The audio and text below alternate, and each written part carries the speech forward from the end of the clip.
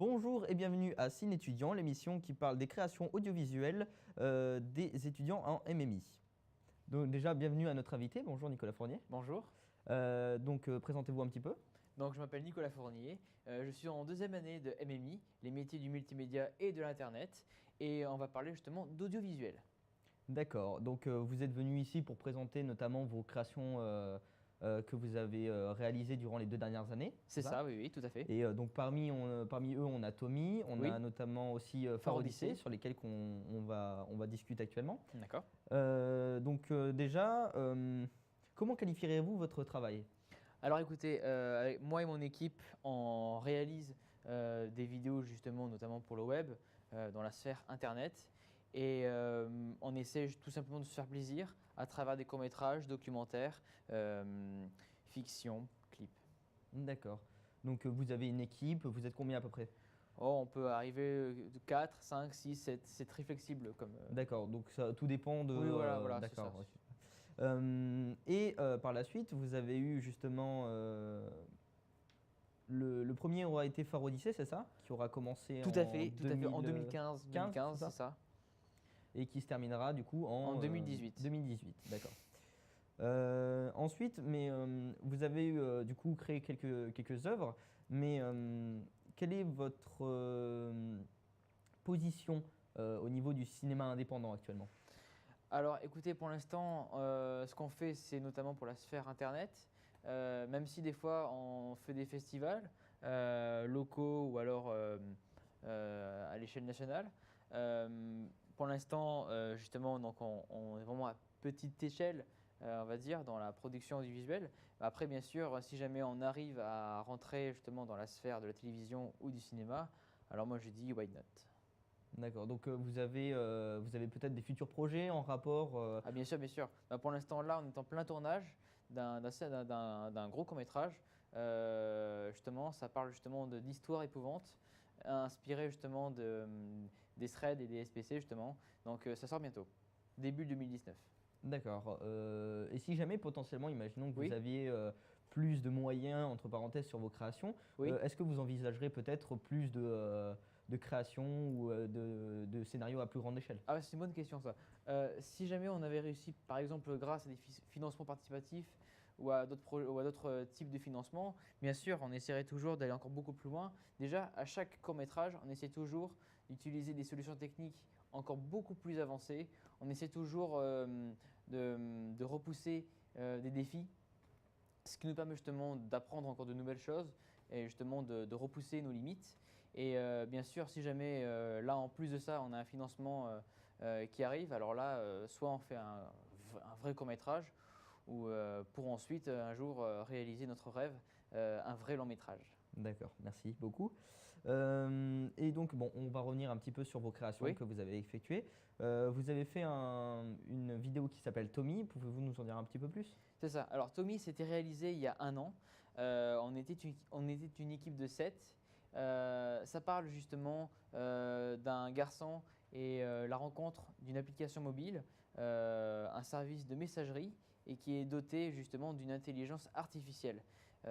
Cette intelligence artificielle, elle va justement influencer les actions de cette personne à tel point, à tel point ça va le tuer à la fin. Et donc du coup, ça permet justement de créer un conflit entre justement les nouvelles technologies et justement l'homme en question. Et ça a été réalisé en une semaine. D'accord. Donc, pour le moment, on va peut-être monter à nos éditeurs un petit extrait de Oui, Tommy. d'accord.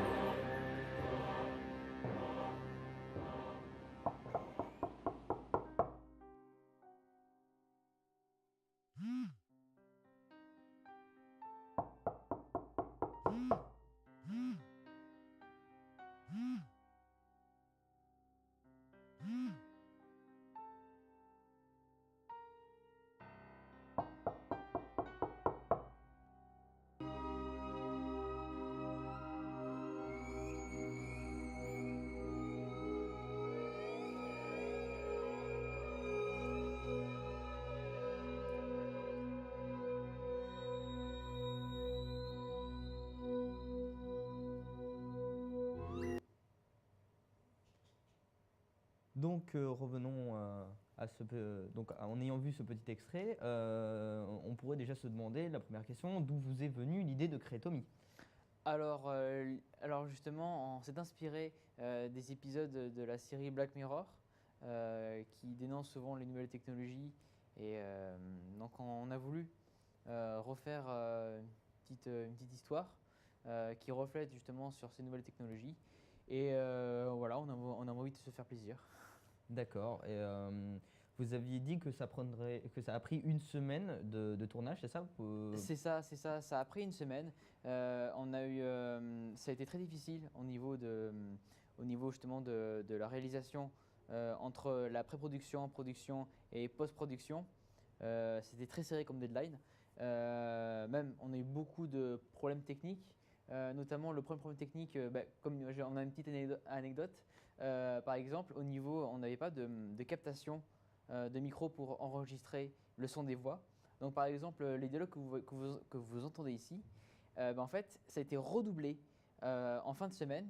Et même à la fin, il y a même des acteurs qui n'étaient même plus disponibles pour redoubler leur voix. Du coup, on a dû faire appel à d'autres acteurs qui ont donc du coup doublé la voix sur un autre acteur. Donc du coup, bien sûr, si on les connaît, bien sûr, donc, du coup, ça fait du coup un décalage entre parce que c'est pas du coup leur voix. Donc ça a été un petit peu les problèmes qu'on a dû résoudre en fin de semaine. Et voilà. D'accord. Donc c'est assez, on va dire, atypique, mais c'est un bon moyen d'arriver à combler certaines erreurs ou certains problèmes qu'il y a eu. C'est ça, c'est ça. Mhm. Et vous avez eu éventuellement peut-être d'autres difficultés qui sont arrivées pendant le tournage? Le sommeil, parce qu'on a fait beaucoup de nuits blanches. Et donc déjà, c'était difficile. Et deuxièmement aussi, le problème, c'est que du coup, on n'avait pas assez de temps pour réaliser, pour écrire surtout le scénario dans sa totalité. La plupart des gens avaient quand même une globalité, une synthèse de l'histoire. Mais il est vrai que quand on tournait des scènes, les techniciens manquaient de contexte dans l'histoire. Par exemple, qu'est-ce qui se passe avant cette scène, qu'est-ce qui va se passer après cette scène. Et du coup, c'est difficile justement pour eux de comprendre les choix techniques pour le scénario. D'accord. Donc ça a été vraiment une difficulté assez probante d'avoir C'est une ça, différence tout au à fait, travers, tout à d'accord. fait.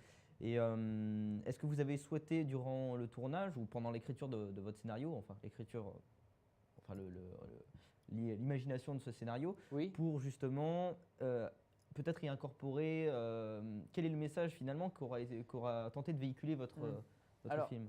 Alors, quand vous regardez le film, bien sûr, on va se dire, bon, ça dénonce les nouvelles technologies. Euh, Honnêtement, on a fait ça juste pour se faire plaisir. C'est vraiment un divertissement. On n'a pas voulu politiser à travers ce film. Même si, justement, on s'est inspiré des Black Mirror qui dénoncent souvent les nouvelles technologies. Bien sûr que là, ça dénonce, entre guillemets, une technologie. Mais il faut le regarder, il faut le regarder juste pour du divertissement. D'accord. Eh ben, je vais vous couper légèrement ici. Oui. Déjà, nous allons proposer à notre auditeur une courte page de publicité. D'accord.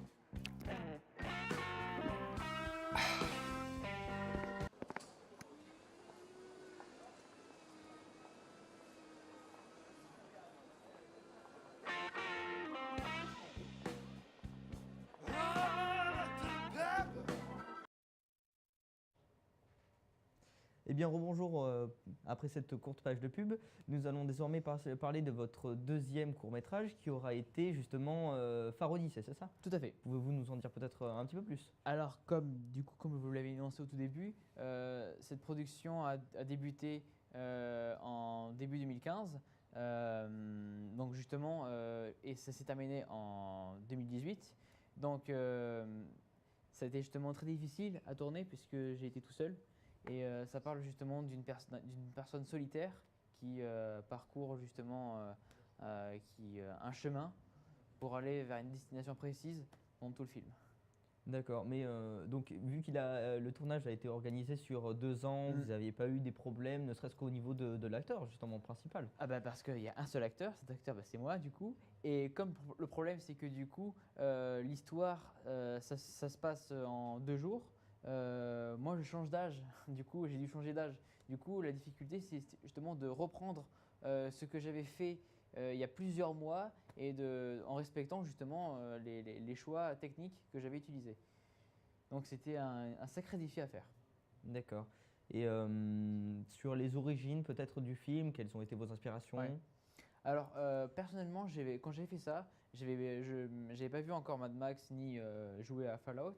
Bien sûr, je savais à quoi ressemblait l'univers post-apo, mais je voulais créer surtout mon propre univers là-dessus. D'ailleurs, sur noir et blanc, j'ai pas voulu mettre un filtre jaune-orange qu'on voit souvent dans les créations. Voilà, j'ai voulu vraiment créer ma propre ambiance en m'inspirant notamment des films noirs des années 50-60. D'accord. Et vous avez eu d'autres peut-être difficultés à part ça sur le temps? Ouais, bah déjà à part le temps, bien sûr, dans l'équipe, bah, il n'y a que moi. Du coup, bah, entre cadrage, sans effets spéciaux, montage et tout, c'est très difficile. Même pour la prise de recul, on se rend compte que quand on est plusieurs, on peut se dire ah non, mais là, c'est pas bien ce que je fais, donc du coup, faut retravailler ça. Euh, voilà, donc voilà. Donc là, il y a des effets spéciaux que j'ai utilisés notamment. Voilà, il y a aussi des petits effets qu'on peut voir. D'accord, Voilà. merci beaucoup. Et est-ce que donc ça a duré effectivement 2 ans Oui. entre les deux, mais pourquoi un aussi grand écart de temps entre le début et la fin?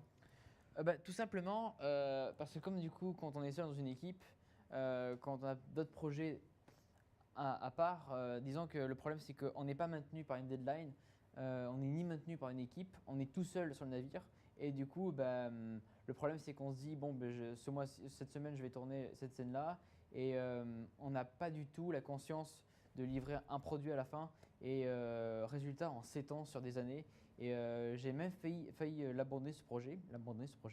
D'ailleurs j'ai même une anecdote, le scénario que vous voyez ici n'a absolument rien à voir avec le scénario. Même pour vous dire, il y a plus de scènes coupées que de ce que vous voyez ici. Il y avait environ plein de scènes différentes, avec notamment j'avais fait une scène avec une course-poursuite en voiture. Oui, j'avais fait aussi une scène aussi où je commençais à mettre mon masque et tout, au tout début du film. Le film devait être en couleur à la base. Il y avait plein de scènes que j'ai dû enlever car j'ai voulu simplifier la scène et rendre beaucoup plus clair le scénario. D'accord, donc ça Voilà. aura été une grosse production en somme. À l'échelle d'une personne, on peut dire oui. D'accord. Donc je vous remercie beaucoup Nicolas pour Merci cette à vous aussi. intervention et votre présentation. Je remercie également nos auditeurs pour votre présence et votre attention. Et je vous souhaite une bonne journée et je vous souhaite au revoir et à la semaine prochaine.